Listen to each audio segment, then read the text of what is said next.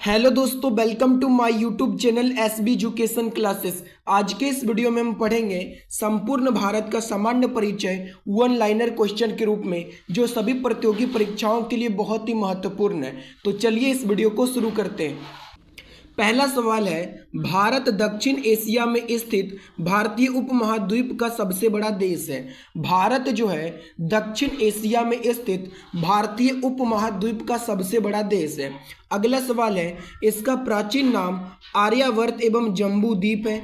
यानी कि भारत का जो प्राचीन नाम है, पुराना नाम, वो है आर्यावर्त एवं जम्बू द्वीप है। तो आपसे सवाल ऐसे किया जाएगा कि भारत का प्राचीन नाम क्या है, तो आर्यावर्त है। जम्बू द्वीप किस देश का नाम है, तो भारत का नाम है। अगला सवाल है, अधिकांश भारतीय काकेशियाई या काकेसाइड मानव प्रजाति समूह से संबंधित है। यानी कि दोस्तों, अधिकांश भारतीय काकेशियाई या जो काकेसाइड है वो मानव प्रजाति से संबंधित है। किससे संबंधित है, तो मानव प्रजाति से संबंधित है। अगला सवाल है, सर्वप्रथम ईरानियों ने भारत को हिंदुस्तान एवं यूनानियों ने इसे इंडिया कहा। आज जो भारत को हिंदुस्तान कहा जाता है, तो भारत को सबसे पहले हिंदुस्तान नाम किसने दिया था, ईरानियों ने दिया था। और भारत को इंडिया कहा था, यूनानियों ने कहा था। तो आपसे सवाल किया जाएगा कि भारत को हिंदुस्तान किसने कहा था, ईरानियों ने कहा था। और इंडिया किसने कहा था, तो यूनानियों ने कहा था। अगला सवाल है, भारत के उत्तर में नेपाल, भूटान एवं चीन है। यानी कि भारत के उत्तर दिशा में जो है नेपाल, भूटान एवं चीन पड़ता है, जबकि दक्षिण में श्रीलंका एवं हिंद महासागर है। और भारत के दक्षिण दिशा में श्रीलंका एवं हिंद महासागर है। तो श्रीलंका एवं हिंद महासागर भारत की किस दिशा में है, तो दक्षिण दिशा में है। अगला सवाल है, भारत के पूरब में बांग्लादेश, म्यांमार एवं बंगाल की खाड़ी तथा पश्चिम में पाकिस्तान एवं अरब सागर है। यानी कि दोस्तों, भारत के पूरब दिशा में बांग्लादेश, म्यांमार एवं बंगाल की खाड़ी पड़ता है, जबकि पश्चिम दिशा में पाकिस्तान एवं अरब सागर पड़ता है। अगला सवाल है, भारत एकमात्र ऐसा देश है जिसके नाम पर किसी महासागर का नामकरण किया गया है। यानी कि भारत देश के नाम पर जो है एक महासागर का नाम धरा गया है, जिसका नाम है हिंद महासागर। तो बोला जाएगा आपसे कि किस सागर, यानी कि किस महासागर का नाम जो है भारत देश के नाम पर है, तो आप कहिएगा कि हिंद महासागर का नाम जो है भारत देश के नाम रखा गया है। अगला सवाल है, हिंद महासागर अन्य नाम रत्नाकर। यानी कि हिंद महासागर का दूसरा नाम है रत्नाकर। तो हिंद महासागर को शांत क्षेत्र एवं 7 समुद्रों की कुंजी कहा जाता है। दोस्तों, जो हिंद महासागर है इसको शांत क्षेत्र या 7 समुद्रों की कुंजी कहा जाता है। तो शांत क्षेत्र किसे कहते हैं, हिंद महासागर को कहते हैं। और 7 समुद्रों की कुंजी किसे कहते हैं, तो हिंद महासागर को कहते हैं। अगला सवाल है, हिंद महासागर का पश्चिमी भाग अरब सागर एवं पूर्वी भाग बंगाल की खाड़ी कहलाता है। यानी कि हिंद महासागर का जो पश्चिमी भाग है वो अरब सागर है और पूर्वी भाग बंगाल की खाड़ी कहलाता है। तो आपसे पूछा जाएगा कि बंगाल की खाड़ी हिंद महासागर की किस दिशा में पड़ता है, तो पूर्वी दिशा में पड़ता है। अगला सवाल है, भारत में समुद्र तल से औसत ऊंचाइयां चेन्नई के समुद्र तट से मापी जाती है। यानी कि भारत में जो है समुद्र तल से औसत ऊंचाई जो है चेन्नई के समुद्र तट से मापी जाती है। अगला सवाल है, भारत में सर्वाधिक पूर्वी राज्य अरुणाचल प्रदेश, पश्चिमी राज्य गुजरात, उत्तरी राज्य हिमाचल प्रदेश एवं दक्षिणी राज्य तमिलनाडु है। यानी कि भारत में जो है सर्वाधिक पूर्वी राज्य अरुणाचल प्रदेश है, पश्चिमी राज्य गुजरात है, उत्तरी राज्य हिमाचल प्रदेश है और दक्षिणी राज्य तमिलनाडु है। अगला सवाल है, देश के केंद्र शासित प्रदेशों में सर्वाधिक उत्तरी भाग में लद्दाख। यानी कि देश के केंद्र शासित प्रदेशों में सर्वाधिक उत्तरी भाग में पड़ता है लद्दाख तथा दक्षिणी भाग में अंडमान एवं निकोबार द्वीप समूह पड़ता है। आपको कमेंट में बताना है कि अभी के समय में भारत में कितने केंद्र शासित प्रदेश हैं। अगला सवाल है, भारत की मुख्य भूमि 8 डिग्री 4 मिनट और 37 डिग्री 6 मिनट उत्तरी अक्षांश एवं 68 डिग्री 7 मिनट और 97 डिग्री 25 मिनट पूर्वी देशांतर के बीच स्थित है। ये देखिए, ये जो 8 डिग्री, इसको कोई भी यानी कि कुछ कुछ दोस्त। अगला सवाल है, भारत की मुख्य भूमि 8 डिग्री 4 मिनट और 37 डिग्री 6 मिनट उत्तरी अक्षांश एवं 68 डिग्री 7 मिनट और 97 डिग्री 25 मिनट पूर्वी देशांतर के बीच फैला है। ये जो यहाँ पे ये जो संख्या वाला अंक है, ये किसी को पढ़ने भी नहीं आता है, तो इसे पढ़ते कैसे हैं? तो ये जो इसे पढ़ते हैं 37 डिग्री और ये जो एक चिन्ह है इसको पढ़ते हैं मिनट, यानी कि मिनट पढ़ते हैं। तो भारत की जो मुख्य भूमि है वो 8 डिग्री 4 मिनट और 37 डिग्री 6 मिनट उत्तरी अक्षांश के बीच स्थित है और 68 डिग्री 7 मिनट और 97 डिग्री 25 मिनट पूर्वी देशांतर के बीच स्थित है। अगला सवाल है, संपूर्ण भारत का अक्षांशीय विस्तार 6 डिग्री 4 मिनट से 37 डिग्री 6 मिनट उत्तरी अक्षांश के मध्य है। यानी कि संपूर्ण भारत का जो अक्षांशीय विस्तार है वो 6 डिग्री 4 मिनट से 37 डिग्री 6 मिनट उत्तरी अक्षांश के मध्य है। अगला सवाल है, अक्षांशीय देशांतरीय विस्तार में 30 डिग्री का अंतर है। तो आपसे पूछा जाएगा कि अक्षांशीय और देशांतरीय विस्तार में लगभग कितने डिग्री का अंतर है? तो 30 डिग्री का अंतर है। अगला सवाल है, कर्क रेखा भारतीय भूभाग को 2 भागों में बांटती है। यानी कि जो कर्क रेखा है ये भारतीय भूभाग को कितने भागों में बांटती है? तो 2 भागों में बांटती है। अगला सवाल है, कर्क रेखा 8 राज्यों गुजरात, राजस्थान, मध्य प्रदेश, छत्तीसगढ़, झारखंड, पश्चिम बंगाल, त्रिपुरा एवं मिजोरम से होकर गुजरती है। तो आपसे पूछेगा कि कर्क रेखा जो है कितने राज्यों से होकर गुजरती है? तो 8 राज्यों से होकर गुजरती है। तो कौन कौन से राज्यों से होकर गुजरती है? तो गुजरात से गुजरती है, राजस्थान से गुजरती है, मध्य प्रदेश से गुजरती है, छत्तीसगढ़ से गुजरती है, झारखंड, पश्चिम बंगाल, त्रिपुरा एवं मिजोरम से होकर कर्क रेखा गुजरती है। अगला सवाल है, कर्क रेखा का सर्वाधिक भाग मध्य प्रदेश से तथा न्यूनतम भाग राजस्थान से गुजरती है। यानी कि कर्क रेखा का जो सबसे अधिक भाग है वो मध्य प्रदेश से होकर गुजरता है और जो सबसे कम भाग है तो वो राजस्थान से होकर गुजरता है। तो आपसे पूछा जाएगा कि कर्क रेखा का जो सर्वाधिक भाग है वो किस राज्य से होकर गुजरता है? तो मध्य प्रदेश से होकर गुजरता है। और सबसे कम भाग किस राज्य से होकर गुजरता है? तो राजस्थान से होकर गुजरता है।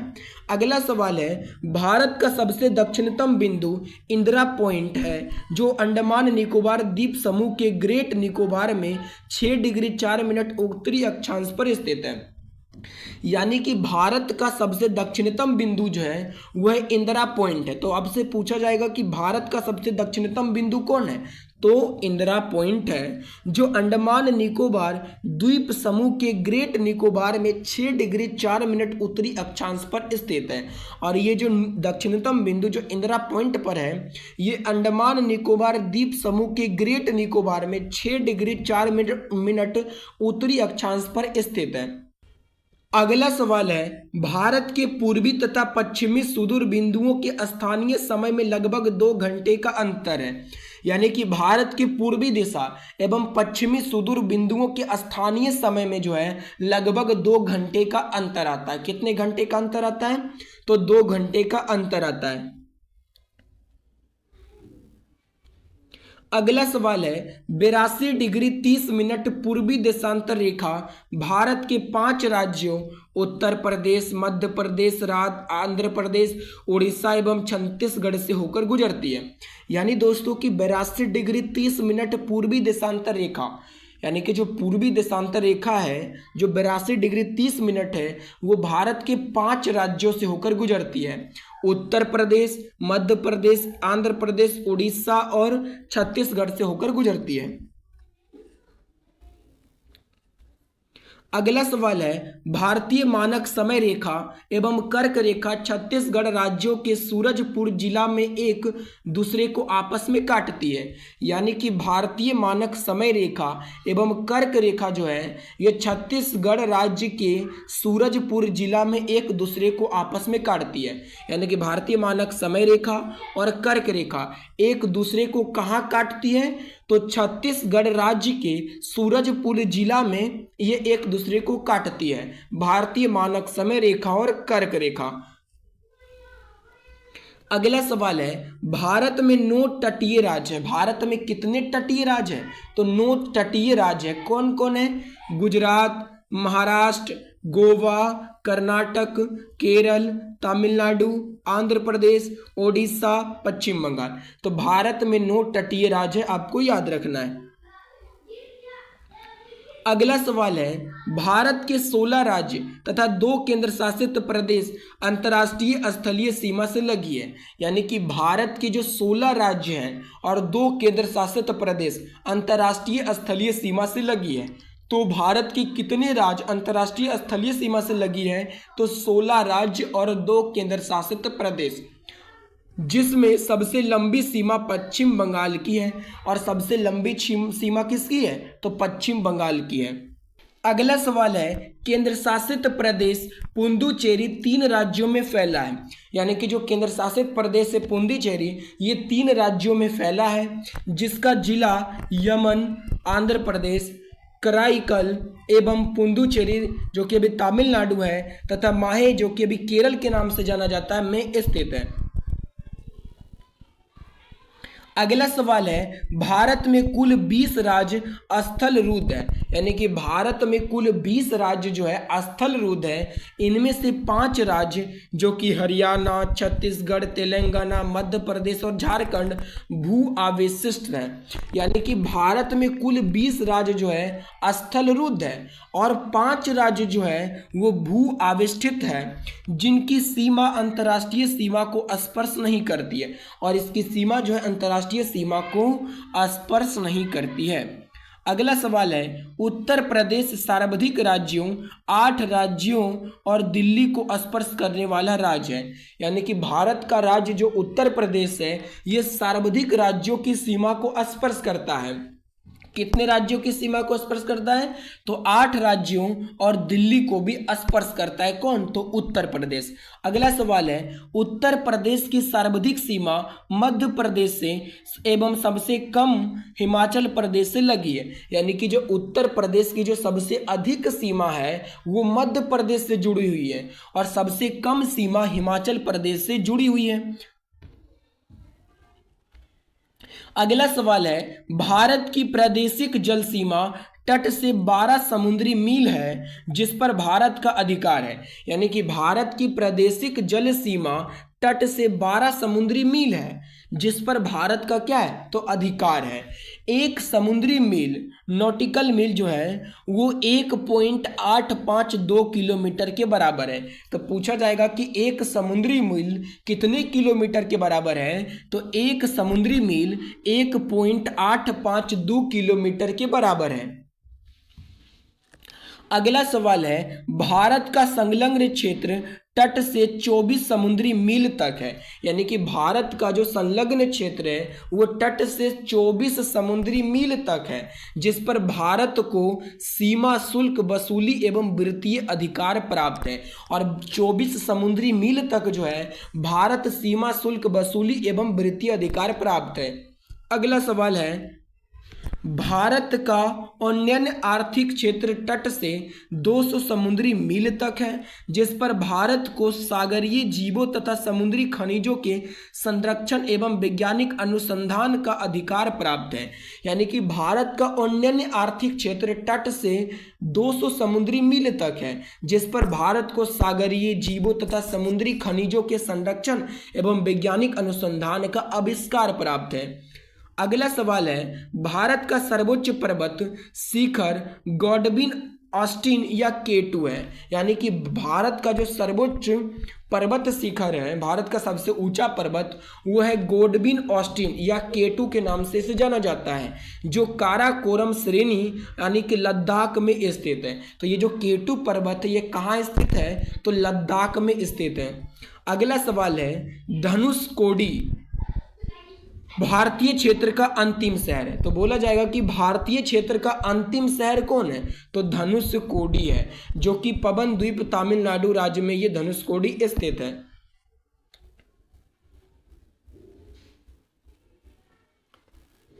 अब चलिए भारत का एक दृष्टि में पूरा परिचय देख लेते हैं। तो पहला है कि अवस्थित है, यानी कि भारत कहाँ स्थित है, तो उत्तरी गोलार्ध एवं पूर्वी देशांतर के बीच भारत स्थित है। आकृति बच्चों जी, तो भारत की जो आकृति है वो चतुष्कोणीय है। भारत की आकृति जब हम भारत का नक्शा बनाते हैं तो वो कैसा होता है, तो वो देखिएगा कि वो चतुष्कोणीय होता है। अगला है राजधानी, यानी कि भारत की राजधानी कहाँ है, तो नई दिल्ली है। याद रखना है कि भारत की राजधानी नई दिल्ली है। अगला है भारत का जलवायु, भारत का जलवायु कैसा है, तो मानसूनी है। भारत का जलवायु कैसा है, तो मानसूनी है। अगला सवाल है राज्यों की कुल संख्या, यानी कि भारत में कितने राज्य हैं, तो भारत में 28 राज्य हैं। अगला सवाल है केंद्र शासित प्रदेशों की कुल संख्या, यानी कि भारत में कुल कितने केंद्र शासित प्रदेश हैं, तो 8 केंद्र शासित प्रदेश हैं। अगला सवाल है कुल क्षेत्रफल, यानी कि दोस्तों भारत का कुल क्षेत्रफल कितना है, तो 32,87,263 वर्ग किलोमीटर है। याद रखना है कि भारत का जो कुल क्षेत्रफल है वो है 32,87,263 किलोमीटर है। अगला सवाल है कि विश्व क्षेत्रफल में भारत का प्रतिशत, यानी कि पूरे संसार में भारत कितना प्रतिशत में है, तो 2.42% में है। कितना प्रतिशत में है पूरे विश्व में भारत, 2.42% में है। अगला सवाल है क्षेत्रफल की दृष्टि से विश्व में स्थान, यानी कि क्षेत्रफल की दृष्टि से भारत पूरे संसार में कितने नंबर पर आता है, तो 7वें नंबर पर आता है। लेकिन एशिया देश में पूछेगा तो भारत दूसरे नंबर पर आता है। अगला सवाल है क्षेत्रफल में भारत से 6 बड़े देश हैं। अभी हमने जो आपको बताया था कि क्षेत्रफल की दृष्टि से भारत पूरे विश्व में 7वें नंबर पर आता है। भारत से बड़े 6 देश हैं। पहले नंबर पर आता है रूस, दूसरे नंबर पर आता है कनाडा, तीसरे नंबर पर आता है चीन, चौथे नंबर पर आता है अमेरिका, और 5वें नंबर पर आता है ब्राज़ील, और 6ठे नंबर पर आता है ऑस्ट्रेलिया। उसके बाद 7वें नंबर पर आता है अपना देश भारत आता है। अगला सवाल है सर्वाधिक बोली जाने वाली भाषा, यानी कि दोस्तों भारत में सबसे अधिक कौन सी भाषा बोली जाती है, तो हिंदी बोली जाती है। अगला सवाल है सबसे बड़ा जनजाति, यानी कि भारत में सबसे बड़ा जनजाति किसका है, तो वो भील का है। अगला है अक्षांशीय स्थिति, यानी कि भारत की अक्षांशीय स्थिति कितनी है, तो 8 डिग्री 4 मिनट से 37 डिग्री 6 मिनट उत्तरी अक्षांश के बीच है भारत की अक्षांशीय स्थिति। याद रखना है। अगला है देशांतरीय स्थिति, और भारत की देशांतरीय स्थिति कितनी है, तो 68 डिग्री 7 मिनट से 97 डिग्री 25 मिनट पूर्वी देशांतर के बीच है। अगला सवाल है उत्तर से दक्षिण की लंबाई, यानी कि भारत में जो है उत्तर से दक्षिण की लंबाई कितनी है, तो 3214 किलोमीटर है। अगर पूछा जाएगा पूरब से पश्चिम की लंबाई तो 2933 किलोमीटर है। अगला सवाल है पूर्वी बिंदु, भारत का पूर्वी बिंदु कौन है, तो की बीथू है, जो कि अरुणाचल प्रदेश है, तो की बीथू पूर्वी बिंदु है। और पश्चिमी बिंदु कौन है, तो गुहार मोती या इसे हम कहते हैं गोर माता, जो कि गुजरात में है। अगला सवाल है भारत का उत्तरी बिंदु कौन है, तो इंदिरा कौल, जो कि लद्दाख में। तो अगर आपसे पूछा जाएगा भारत का पूर्वी बिंदु, तो की बीथू है, जो कि अरुणाचल प्रदेश में है। पश्चिमी बिंदु गुहार मोती या गौर माता, जो कि गुजरात में है। उत्तरी बिंदु इंदिरा कौल, जो कि लद्दाख में पड़ता है। अगला सवाल है भारत की मुख्य भूमि का दक्षिण बिंदु कन्याकुमारी या केप कोमोरिन तमिलनाडु में, यानी कि दोस्तों भारत के मुख्य भूमि का जो दक्षिण बिंदु है वो कन्याकुमारी या केप कोमोरिन में पड़ता है। अगला सवाल है सबसे दक्षिणतम बिंदु। भारत का सबसे दक्षिणतम बिंदु कौन है? तो इंदिरा पॉइंट है भारत का सबसे दक्षिणतम बिंदु। तो आपसे पूछा जाएगा कि भारत का सबसे दक्षिणतम बिंदु कौन है? तो इंदिरा पॉइंट है। अगला सवाल है दक्षिण बिंदु भूमध्य रेखा से दूरी, यानी कि भारत की जो दक्षिण बिंदु है वो भूमध्य रेखा से कितनी दूरी पर है? तो 876 किलोमीटर की दूरी पर है। स्थल सीमा की कुल लंबाई, यानी कि भारत की स्थल सीमा की कुल लंबाई कितनी है? तो 15,200 किलोमीटर है। अगला है मुख्य भूमि के तट की लंबाई। भारत के मुख्य भूमि के तट की लंबाई कितनी है? तो 6100 किलोमीटर है। और द्वीपों सहित तटीय लंबाई, अगर हम द्वीपों को भी मिला लें तो उसके सहित तटीय लंबाई कितनी है? तो 7516.6 किलोमीटर है। अगला सवाल है समुद्र तट से लगे राज्यों की संख्या, यानी कि भारत में जो है समुद्र तट से कितने राज्य लगे हुए हैं? तो 9 राज्य लगे हुए हैं। अगला सवाल है सबसे लंबी तट रेखा वाला राज्य, यानी कि भारत का जो है सबसे लंबी तट रेखा वाला राज्य कौन है? तो वो है गुजरात है। अगला सवाल है सबसे छोटी तट रेखा वाला राज्य कौन है? तो गोवा है। अगर सबसे लंबी तट रेखा वाला राज्य पूछे तो गुजरात है, और सबसे छोटी तट रेखा वाला राज्य पूछे तो वो है गोवा है। अगला सवाल है सबसे छोटी तट रेखा वाला केंद्र शासित राज्य। अगर सबसे छोटी तट रेखा वाला केंद्र शासित राज्य पूछे भारत का तो वह अंडमान एवं निकोबार द्वीप समूह है। अगला सवाल है प्रायद्वीपीय भारत या भारत की दूसरी सर्वाधिक लंबी तट रेखा वाला राज्य आंध्र प्रदेश है। यानी कि दोस्तों प्रायद्वीपीय भारत या भारत की दूसरी सर्वाधिक लंबी तट रेखा वाला राज्य कौन है? तो आंध्र प्रदेश है। अगला सवाल है सर्वाधिक नगरीकृत राज्य, यानी कि भारत का सर्वाधिक नगरीकृत राज्य कौन है? तो वह है महाराष्ट्र है। अगला सवाल है न्यूनतम नगरीकृत वाला राज्य, तो वह हिमाचल प्रदेश। अगर सर्वाधिक नगरीकृत वाला राज्य पूछे तो वो महाराष्ट्र है, और न्यूनतम नगरीकृत वाला राज्य पूछे तो वह हिमाचल प्रदेश है। अगला सवाल है सर्वाधिक वनाच्छादित राज्य, तो वह मध्य प्रदेश, यानी कि सबसे ज़्यादा वन कहाँ पे होता है? तो मध्य प्रदेश में होता है। अगला सवाल है सबसे न्यूनतम वनाच्छादित राज्य, वह हरियाणा, और सबसे कम वन कहाँ देखने को मिलता है? तो वो हरियाणा में देखने को मिलता है। अगला सवाल है सर्वाधिक वर्षा, यानी कि भारत के किस राज्य में सर्वाधिक वर्षा होती है? तो मासिन राम में, जो कि मेघालय में है। और न्यूनतम वर्षा कहाँ होती है? लेह में होती है, जो कि लद्दाख है। और सबसे ठंडा स्थान, यानी कि भारत में सबसे ठंडी कहाँ पड़ती है? तो वो पड़ता है द्रास में, जो कि अभी लद्दाख कहलाता है। अगला सवाल है हिमालय से लगे राज्यों की कुल संख्या, यानी कि हिमालय से भारत में कितने राज्य लगे हुए हैं? तो 10 राज्य लगे हुए हैं, संख्या 10 है। तो ये रहा संपूर्ण भारत का सामान्य परिचय। उम्मीद करता हूँ कि आपको ये वीडियो बहुत अच्छा लगा होगा। यदि अच्छा लगा है तो इस वीडियो को लाइक और सब्सक्राइब जरूर कर दीजिएगा। चलो मिलते हैं इसी तरीके की नेक्स्ट वीडियो में।